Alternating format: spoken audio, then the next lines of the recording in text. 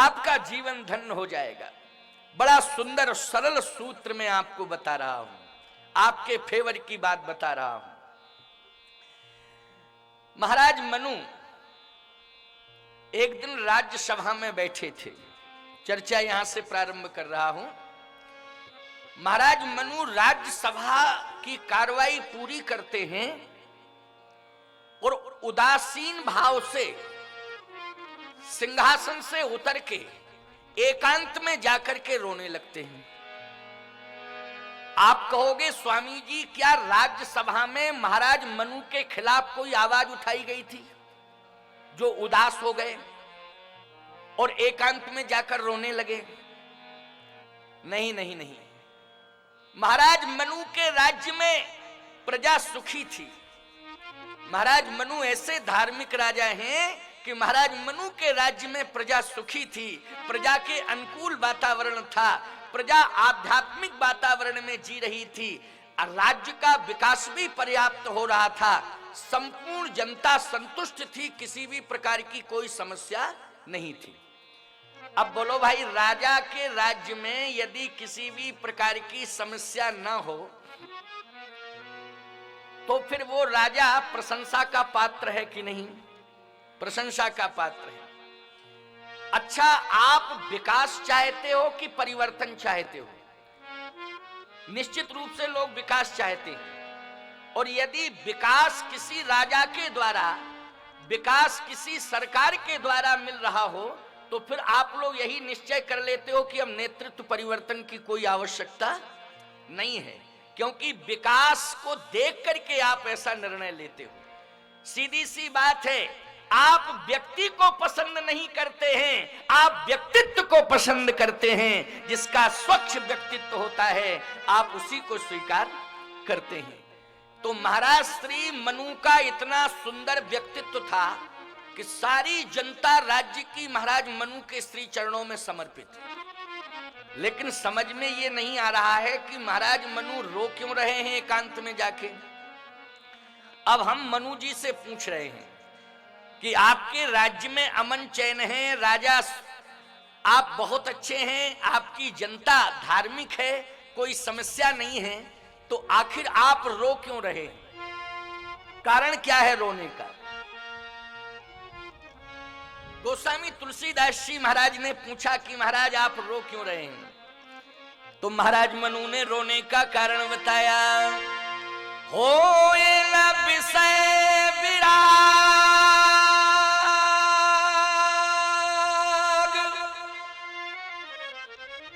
भवन बसत भा चौथ पन,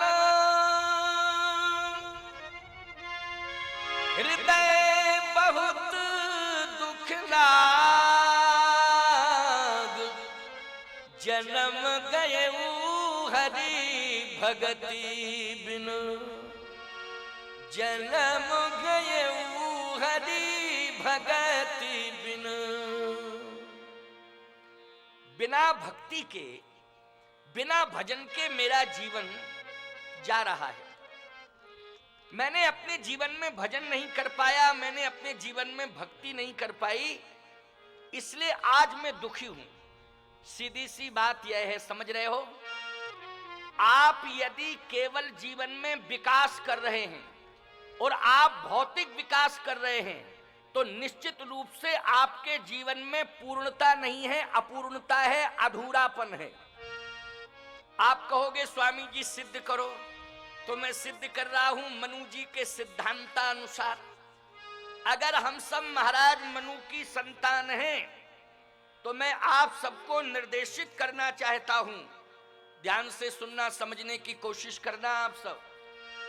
मैं आपको निर्देशित करना चाहता हूं कि आप महाराज मनु के सिद्धांत पर चलकर अपने जीवन का कल्याण ही नहीं करेंगे, बल्कि एक दिन अपने लक्ष्य को प्राप्त करके भगवत प्राप्ति कर लेंगे, ऐसा मुझे पूरा विश्वास है, पूरा विश्वास। महाराज मनु ने कहा कि मैंने अपने राज्य का तो विकास किया, हमारी प्रजा विकास से प्रसन्न है, लेकिन मेरा हृदय प्रसन्न नहीं है। तो क्या हृदय क्यों प्रसन्न नहीं है? मनु जी ने कहा हृदय इसलिए प्रसन्न नहीं है क्योंकि मैंने भजन नहीं कर पाया, मैंने भक्ति नहीं कर पाई। ये भक्ति क्या है, ये भजन क्या है? सुन लो, केवल आप माला लेकर के घर में बैठ के भजन करें यही भजन नहीं है। केवल आप रामायण को खोल के बैठ जाएं और दिन भर रामायण को पढ़ें ये भजन नहीं है, ये भक्ति नहीं है। केवल यही भक्ति नहीं है। आप अपनी चर्या को संयमित करें। जैसे रामायण पढ़ना है तो सुबह स्नान करके आप 5 दोहे पढ़ लें, ठीक है ना, इतना पर्याप्त है। कभी कभी परंपरा में अखंड पढ़ने की है तो भाई कभी कभी ये अवसर मिलता है, उसमें आप अपनी सहभागिता दर्ज करा दें। आप आधा घंटे 20 मिनट 1 घंटे मालागत जाप कर लें, लेकिन इसके बाद तो आपको अपनी गृहस्थी, अपना परिवार चलाने के लिए कर्म क्षेत्र से जुड़ना पड़ेगा कि नहीं? बोलो भाई, जुड़ना पड़ेगा कर्म क्षेत्र से कि नहीं? मैं एक बात कहता हूं, भज सेवायाम धातु से भजन शब्द बनता है। भजन शब्द की उत्पत्ति कहां से हुई?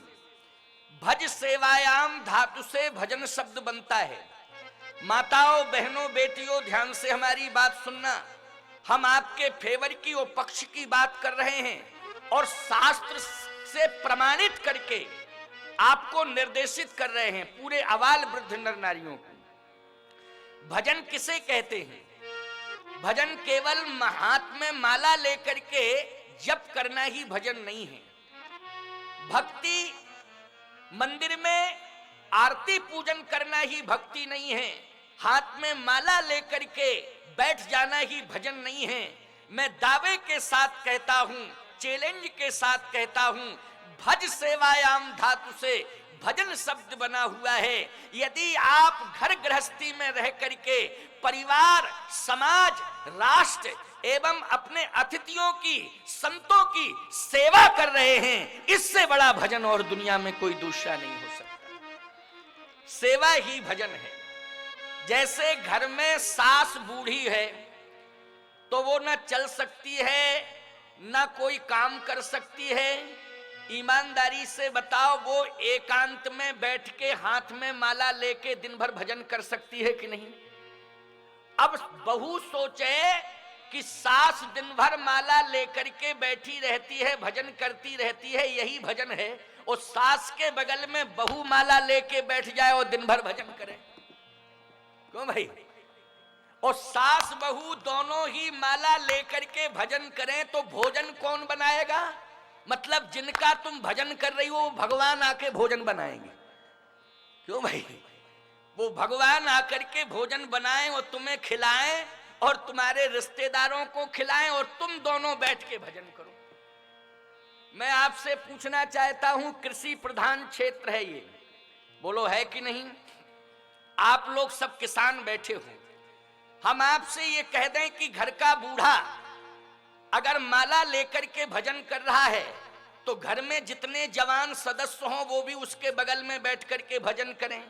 कहे ये बूढ़ा अगर भजन कर रहा है तो हम लोग भी इसी तरह का भजन करेंगे। याद रखना, आपका खेत खलियान कौन संभालेगा?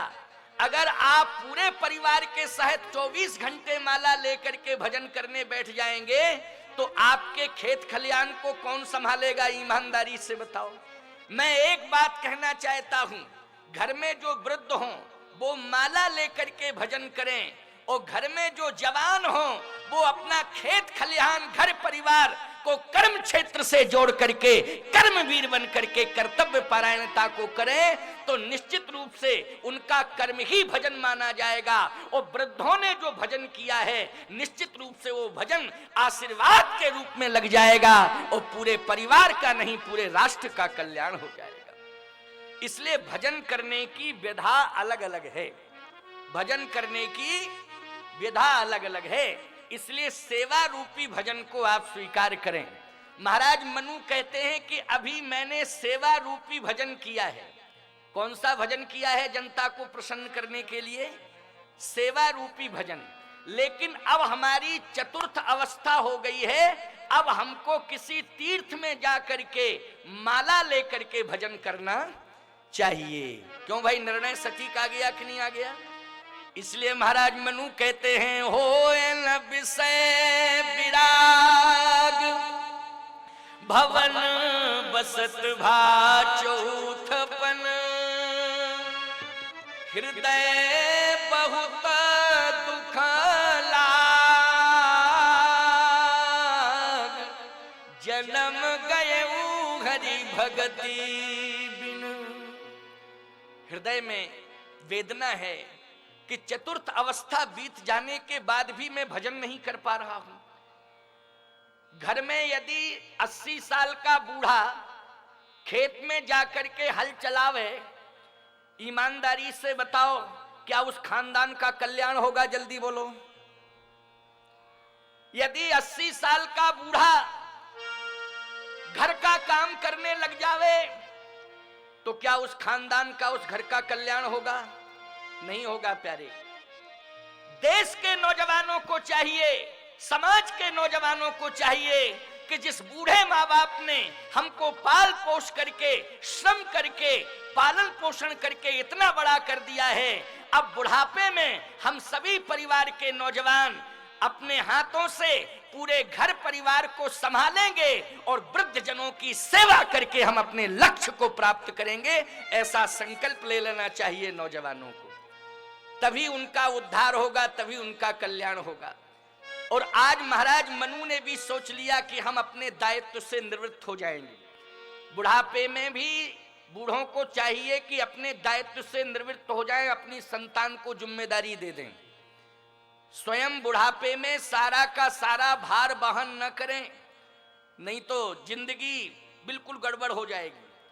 बुढ़ापे में तो, चतुर्थ अवस्था में तो सारी जिम्मेदारी अपने बच्चों को दे देना चाहिए और बच्चों को चाहिए कि दायित्व को वो संभाल लें, ये उनका धर्म कहता है। महाराज मनु एकांत में रोके यही सोच रहे हैं कि अब मैं क्या करूं, तो रोते रोते सोचा कि अब मैं निर्णय लेता हूं कि कल से मैं सिंहासन पर नहीं बैठूंगा, कल से मैं सिंहासन पर नहीं बैठूंगा। अब मैं सिंहासन का त्याग करता हूं। सिंहासन पर बैठ करके कौन संचालन करेगा राज्य का? बस महाराज श्री मनु यही चिंतन कर रहे थे, आंखों में आंसू थे, एकांत में बैठ